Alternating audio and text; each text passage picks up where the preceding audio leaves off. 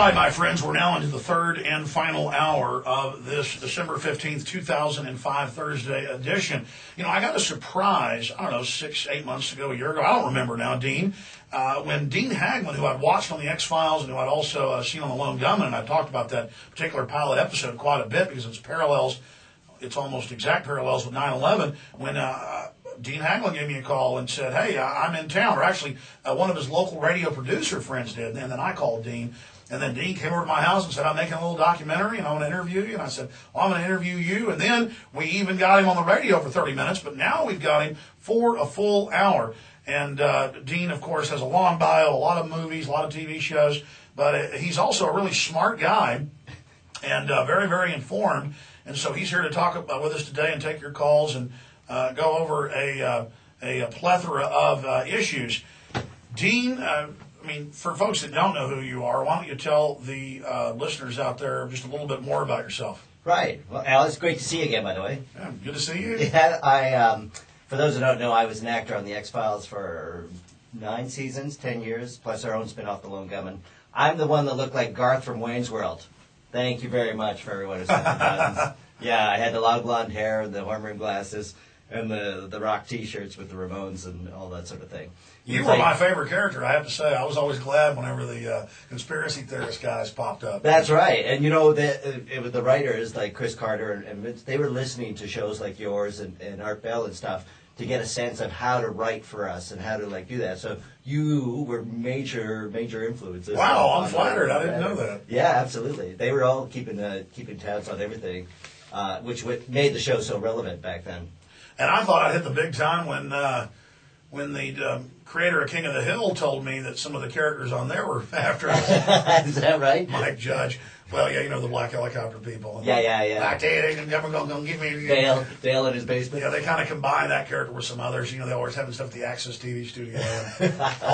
all the craziness. I don't know why we're getting so much attention, but I like that attention. It's better than attention from Dime Court. Yeah, exactly. Though I just heard about that now, that you're a bit threatened by these guys. Man, I tell you, these are the guys to be threatened by. Well, you know, this just is a testament to the good work you're doing. I mean, if you didn't have that kind of influence, they would just ignore you completely. It actually just gives me the willies. That type of evil gives me this just where does that come from? It's like another universe. It is another. Well, and it's that level of fear on those corporate structure parts that just indicate that there's a huge cultural shift coming that I've seen over the last year. You know, since we talked in this documentary that I've been shooting, what I've found is that there is something larger going on that is phenomenal. That will, as you said, you know, left, right's an illusion and all that. We're somehow having this ability to see past these illusions, to see past these power structures that will just, I think, tear down the walls. Well, it's like selling icy, frosty lemonades in hell. I mean, 10, 11 years ago when I first got started, people were perceptive and receptive, but nothing. I mean, it's light years now. Yeah. I mean, there's almost a danger to that, though, because then people are so ready to, I'm wondering 2 weeks after the London bombing, is it a government operation? And then mainstream newspapers are saying it. So, but I'm also, though, seeing the discernment go up. People are also getting very discriminating, very selective. They're seeing through disinfo operations very quickly, which is very encouraging. It is encouraging, and I think, it's sort of the 100 monkey theory. You know that one? There's a larger collective unconsciousness that we're all keen into. And once that happens, then, you know, they can make all the threats they want. They can do all the sort of power grabs and pass all this legislation that turns it into a police state. I still believe that the larger consciousness, the publicists, will break through. Oh, I agree. Let's talk more about that, because what did Gandhi say? First they ignore you, then they laugh at you, then they attack you, then you win. Mm-hmm. But the movement will win. I just wonder if I can survive the attack. We'll be right back. Stay with us.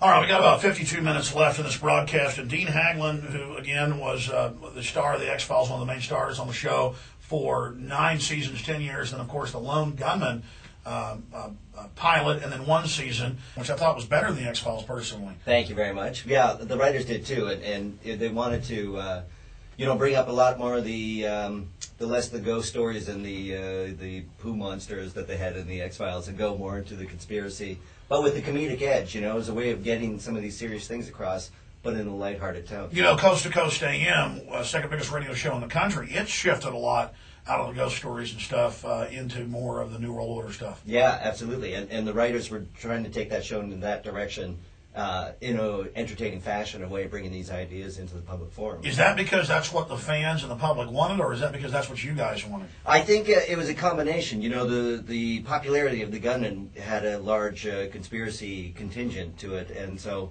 they were going after that fan base and less from the shippers and the, who loved Mulder and who loved Scully kind of thing.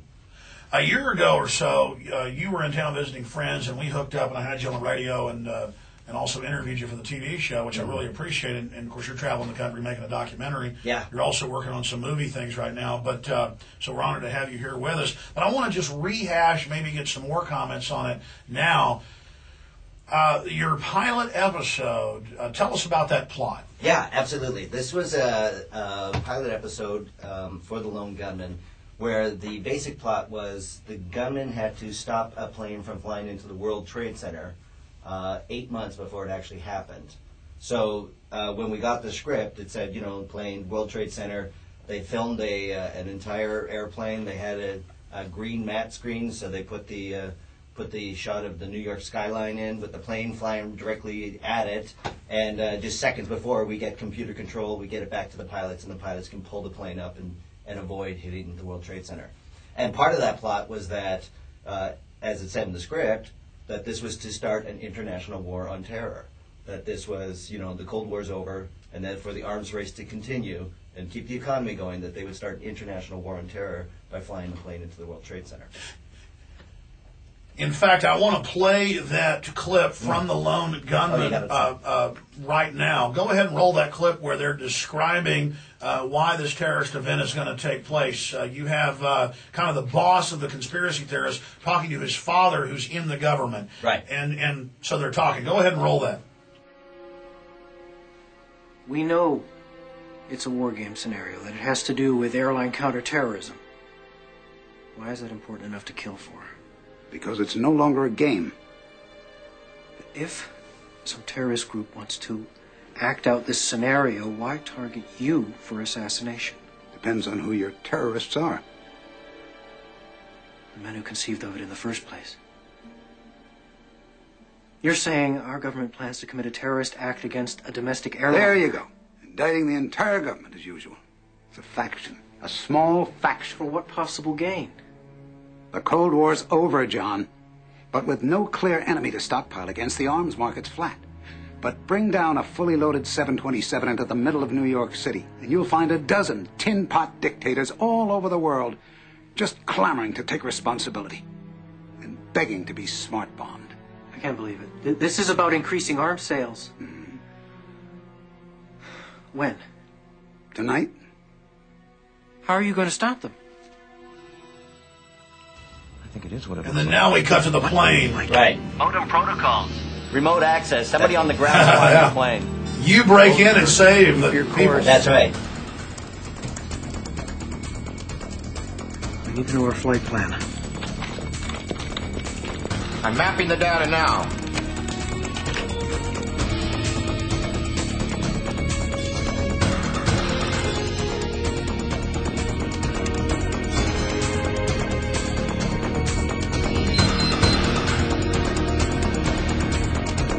Buyers. Your flight's gonna make an unscheduled stop in exactly 22 minutes. Corner of Liberty and Washington. Lower Manhattan. World Trade Center. We're going to crash the plane into the World Trade Center. I'll tell the All right.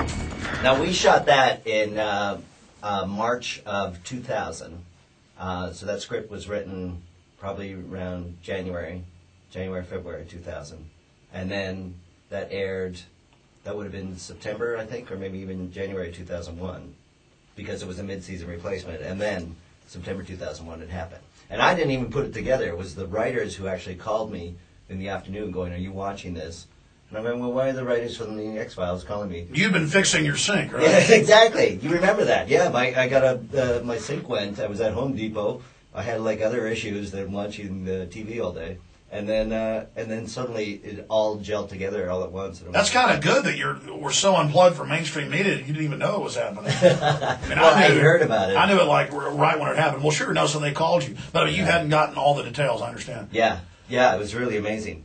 And it was a great day to go to Home Depot that day, by the way. I should point that out. Nobody was there. Nobody was there, and everybody was really helpful. So Chris Carter called you up. Yeah, it's actually Vince Gilligan who called me up and said he was watching that, because Vince was he was the real spearhead for getting the Gunmen to the air. Chris Carter and everybody were involved in writing it, but they were also involved with trying to save season 8 of the X-Files and bring that show to a close somehow.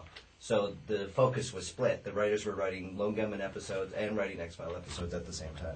I actually saw news articles where Ashcroft went to Hollywood after 9/11 and said, no more bad stories on us. We want you to work with us. And then I remember hearing that in a news article that Fox didn't like the Gunmen because it was anti-government. And then I remember seeing that you guys had gotten good ratings and it was a very popular series. Why cancel a winner? Yeah, well, there's a series of reasons, including I wrote a comic book called Why the Lone Gunmen Was Canceled, because it's such an involved story that involves not just, bad ratings. I'll get off the air. The ratings were good. The show was fairly, inexpensive. We were shooting up in Vancouver, so it wasn't about cost.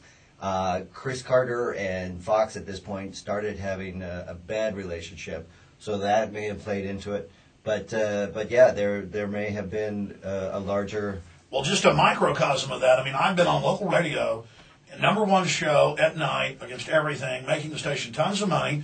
And they just said, stop talking about the government, or you're fired. And I didn't shut up and they fired me. So they had people lean on them. That's just at a local level. Now it's come out about hundreds and hundreds, and I'm telling you, it's thousands of reporters on government payrolls, not just in Iraq with fake news, but fake news here. Fake news here. And not only that, Chris Carter tells a story, and I met the psychic who was hired by the CIA just to hang out at Hollywood parties and then go back and drop emails about what she talked about. And this was the CIA keeping tabs on producers and writers of Hollywood movies, because the psychic with them's like their psychologist. These people spill their guts. They spill their guts. And she went up to Chris Carter, who was at a party way in the back. She said, whatever you're working on is going to make you millions of dollars. And this was before he had launched the X-Files. And he actually told that same story. Collaborating. Now, also, you guys talked about the CIA, NASA, others planting ideas and scripts. And, I mean, come on. This is exactly what happened on 9/11. There is a government drill, actually 5 drills going on, flying planes into the very buildings. Yep. And now that's USA Today, folks. We told you that from our sources 2.5 years before it was in USA Today. Now it's admitted. Yeah. Okay? But we have this from our sources. Now it's admitted they have this drill. In the Lone Gunmen pilot episode, this criminal group of the government is going to use a drill to make the rest of the government stand down, yeah. And they're going to fly it into there to attack Afghanistan, to smart bomb the tin-horn dictators. I mean, you cannot get any closer. I know. And then to say, we had no indication that this would ever happen. This was like the government's position. There was no information that this would happen. It was everywhere. It was in your popular media. It's in your books, Specifically, were you able to talk to Chris Carter and others? I mean, was that storyline planted on them? Where did they get that? They said they got it from a Tom Clancy novel. I forget which one. Which it's admitted that Tom does get that from the intelligence agency. So it probably was then second or third hand. But there's a drill to make everybody stand down, but his book doesn't do that. That part was added. I mean, I tell you, the mathematical chance of that happening, but then what about the New York lottery coming up 911 on 911 the year after? What about the Chicago Mercantile coming up 911 with a bunch of zeros after it? Yeah. I mean, that was like 1 out of 14 billion. Yeah, what are the odds of that? And how does that work? And this then goes back to a collective unconscious idea that, there is a larger subconscious idea going on that then influences our reality around. Well, we know from what's even declassified, they're trying to actually program that through, and they know that we need to see symbols to somehow control that collective unconscious that they're trying to program with these subliminals. Yeah, well, and I don't know how much that works, because it'll go in both directions. And shows like you and others and, everybody doing this kind of work sort of will, make a groundswell go in the other way. Dean, I want to go to break, and I want to come back and find out what you think of the torture. I have no idea what your views are. Right. What you think of the Pentagon domestic surveillance in America. These announcements that federal troops are going to march around on our street corners now. And I just heard that. Shake us down. Yeah. Homeland Security, quote, fight terrorists and drugs or terrorism. So we have to have neighborhood groups with the military watching us. I want to get your views on all of this, but then it's okay because Don King says George Bush is good. Right, and I get all my my moral upbringing from Don King. So. A convicted murderer. Yeah, exactly. So I hadn't heard that one, actually. Yeah, it's new. And of course, all over the country, a rash of students getting expelled and suspended for removing the cameras in the potty. Oh. That's our big brother helping us. Wow, I didn't know there were cameras in the potty. Oh, yeah, that's how they keep us safe. I went to a hip bar in London, and they broadcast the camera in the men's room into the ladies' room. Really? Yeah, it's very hip. Well, this is it. We'll be right back. All right, folks, we're back live, and I promise we'll go to your calls, questions, comments for Dean Haglund coming up in the next segment, 1-800-259-9231, 800-259-9231. Dean, there's a lot of different issues that you want to get into, and I want to cover them. Mm-hmm. But what's happening with the Patriot Act? What's happening with all this stuff about overt troops on the streets and gun confiscations in New Orleans and just all of the, and then congressmen caught with hundreds of millions of dollars of stolen defense funds. You talk about people waking up. What about inside the Hollywood structure? Are people starting to wake up there? They are, but again, Hollywood does run on fear. So everybody, if you want to do a military script, it has to be pro-military, or else you don't get the Pentagon giving you the tanks or the information, and you don't get a consultant. So your information looks way off. So I've seen that, and they'll refuse something that's 98% pro-military. It's got to be crackerjack, corny worship. Yeah, exactly. And I have friends who have written scripts that were anti-war, anti-military, and their agents just say, you know what, it's a great script. I'm sure it'd be fabulous. We're not going to do it because we know that it's going to be blocked. That we're not going to get funding. These movies cost $20-60 million to make. That money doesn't come from some guy down the street out of his, checkbook. These come from huge venture capitalists that have huge corporate interests. Well, Carlyle Group is buying into. They just bought one of the biggest theater chains in the country. They're trying to buy Columbia. Mm-hmm. They're buying TV stations. That's right. And yet there's this independent film thing like John Greenwald doing Outfoxed and The High Cost of Low Prices, the story of Walmart. He's doing these really independent documentaries that are huge hits, but they're being distributed through channels like straight to DVD. Like it got DVD and theatrical at the same time, which is rare. Normally you show it in the theaters, then you. And that's good because you've got an audience, and that audience for alternative stuff is growing. You were telling me about a Hollywood 9/11 nexus point with this Alex Lightman. Yeah, he's writing a book about the connection between Al Qaeda and Hollywood. And apparently, now I don't know if this is true, but this is what he told me at Dragon Con or at San Diego Comic Con last year, is that the senior officials call themselves Al Qaeda based on the translation of the Isaac Asimov book called The Club or The Group. Do you know this book? Yes. Yeah, and that the Al Qaeda seniors are very much into science fiction. And they had 3 or 4 different plans going on, and their watching of the Lone Gunmen was the one that made them go into the, they were tied to the government to go and launch a plane strike into the World Trade Center. Now, I don't know if that's true. So he's saying he's getting this information, but so you guys making the film made them do that. That's what he said. But then, at the same time, the government would have had to watch and have drills, too, just for Al-Qaeda. Well, he's saying that the Al-Qaeda is working with the government already, that they were funded and all of that. I understand. I've got to interview him. So who is Alex Lightman? Alex Lightman, I got his business card. I'll give it to you.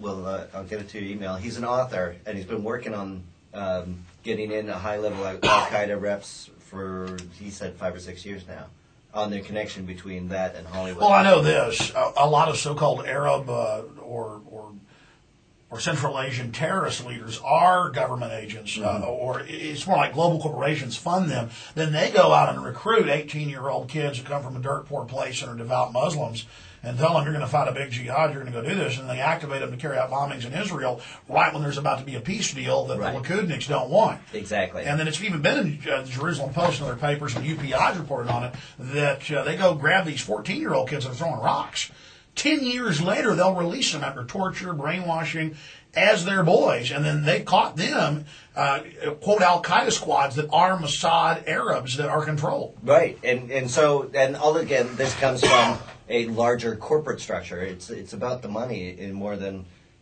I don't know. Like you said, it's an illusion of left and right and all those sort of So things. we need to get people to reach out and in these Arab ghettos and Palestinian ghettos, and I know they are waking up there that suicide bombing is not good, and most of the time it's got strings attached to it. Absolutely, and as you said, they are waking up, and I see that everywhere I travel. I was in Europe extensively over this last 3 or 4 months. But that was fun. That was a lot of fun, though my hard drive crashed in Holland, so I just want to say I lost pretty much that whole documentary that we were shooting. I have the original footage, but I had cut it to about an hour and a half. It was just on my hard drive. Oh, man, you got to back that up. I got to back that up. I did a backup 5 months earlier, and I neurotically, and I mean, not that I'm some big filmmaker, but neurotically, we upgrade and back up every day, and then we're hitting autosave after every execution. See, now that's the kind of discipline I should learn from you guys. Well, actually, I did stuff like you've done. You have? We'll take Dark Secrets Inside Bohemian Grove. That was right. 5 years ago, back on a 3/4-inch tape machine. Yeah, that's right. Ate the whole tape. I had to start over again. Yeah, that was you talking about pulling your hair out. Oh my God! See, lessons that you learn. Yeah, lessons that you learn. We'll be right back. Cover a bunch of other issues and take your calls. Stay with us. Right on. But Dean Haglund, tell us about your website. Oh, my website, deanhaglund.com.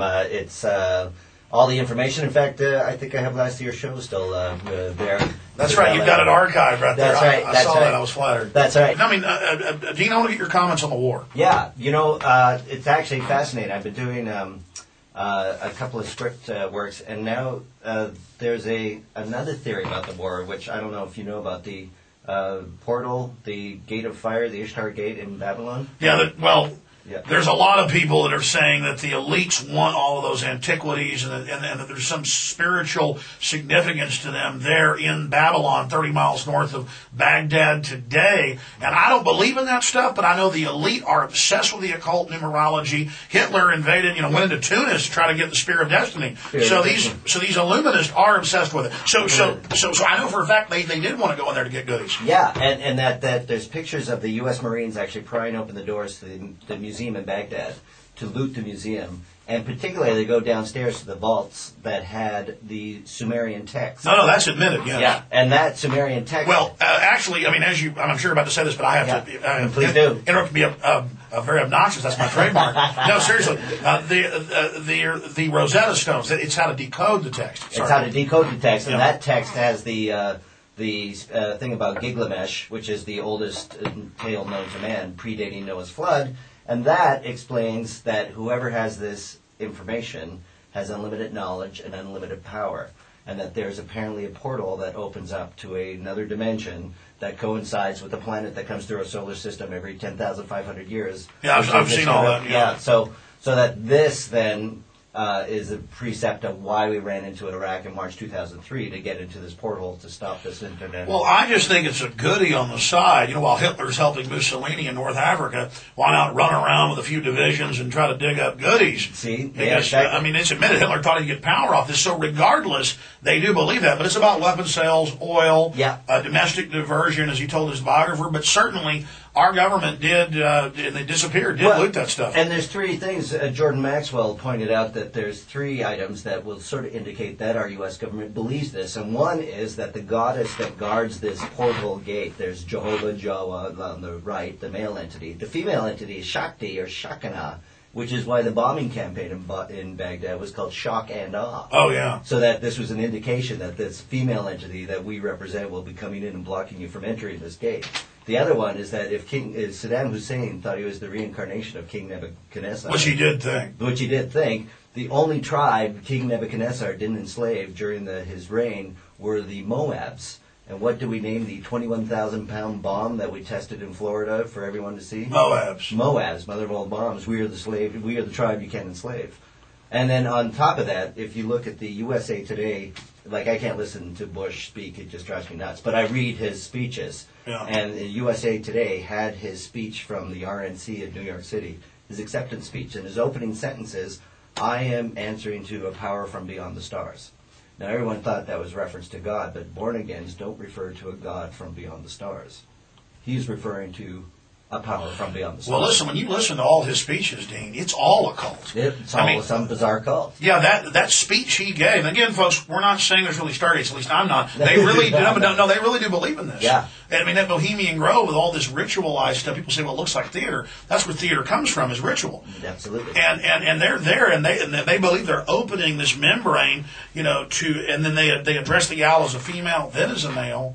And they're trying to basically do a black magic ritual with, like, Faust trying to cheat the devil. And they even have some quotes in there out of Faust. Remember, Care is the thing in the box that he can't get to. That's right. And they're trying to kill Care. Yeah. Well, they are killing it here. They are taking all their bad vibes, all their bad, whatever you want to call it, reap what you sow karma, and they're trying to dump it into this dimension.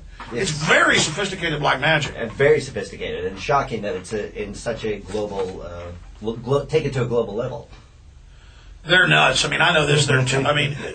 Stuff that's 101. Nancy Reagan, her husband, down to the second he gave a speech, what colors he wore was astrology. Exactly. Signing the peace, the Russian Accord at 3:03 p.m. on Exactly. all of that sort of thing.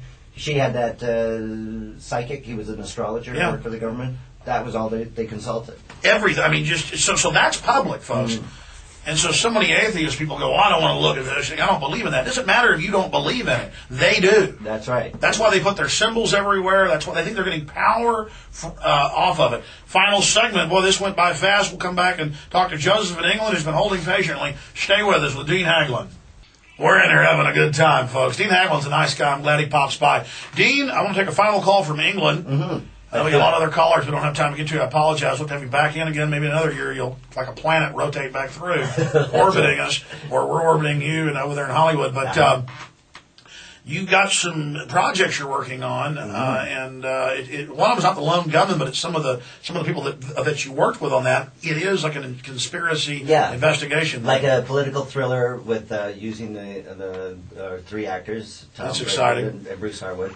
So we'll be shooting that this year. And also wrote a script about Dr. Royal Raymond Rife, who found a cure for cancer in 1935 with the Rife machine and refused to sell to the AMA, and then his lab was blown up twice and his assistant poisoned. He was sued for the rest of his life in San Diego till 1971 when he died.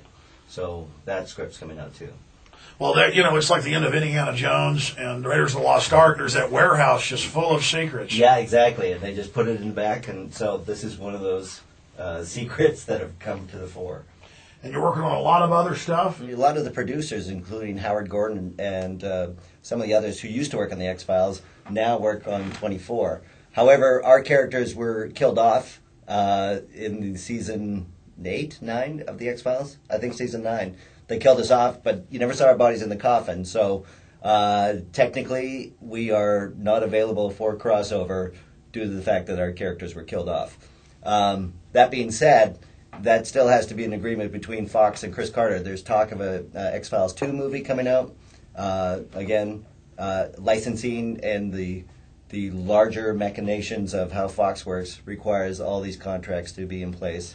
And Chris if it's not anti-family, anti-American, anti-gun, Fox won't put it on nowadays because they're so conservative. That's right. It's not Pleasure Island. Can your husband stop from having sex with a porn star? It's so Christian. Oh, thank God for Fox. Yeah. No, X-Files certainly grew, and then with Lone Gunmen, it was a serious show. I never watched TV. I actually watched some of the episodes. I was like, wow, this is good.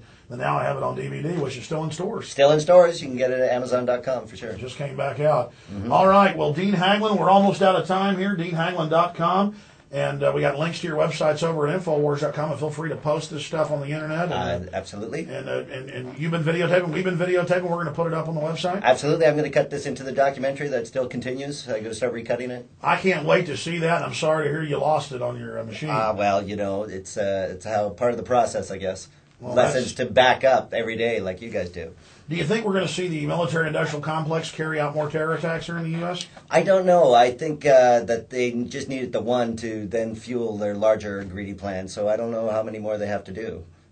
And then I guess just keep all these terror drills are the same thing. Exactly. It creates the same perception of that we're under terror attack. Level red, level orange, just it creates the fear that's necessary to have them do whatever they have to do. But roving teams of people shaking us down is not going to keep us safe. Absolutely not. What keeps us safe is all of us coming together and seeing past the illusion. I think the first thing you said at the start of the show was evergreen. They're doing all this because they know they're in trouble. Right. Their system is falling apart. There is a paradigm shift. And so right as they hit the big time, right as they get their world empire, it's already collapsing as they finish their penultimate goal. Exactly. It begins imploding. And that's why they start doing more and more drastic measures as it all comes Exactly. falling Dean apart. Haglund, thank you for Alex, joining us. A joy as always. Take care. You bet. God bless you all. See you back tomorrow.